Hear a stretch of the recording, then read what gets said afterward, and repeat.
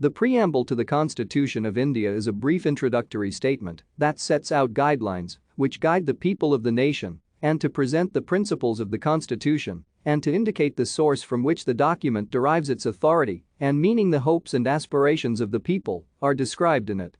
The preamble can be referred to as the preface, which highlights the entire Constitution.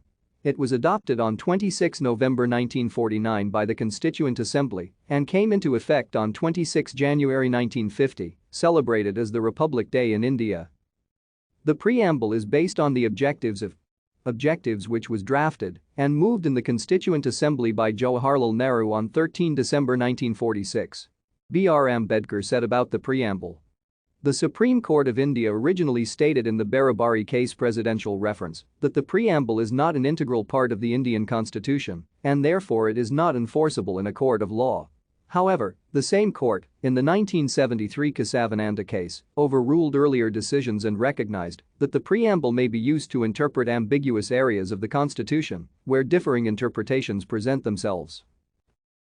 Thank you for watching. Like and subscribe if you would like to view more of our videos. Have a nice day.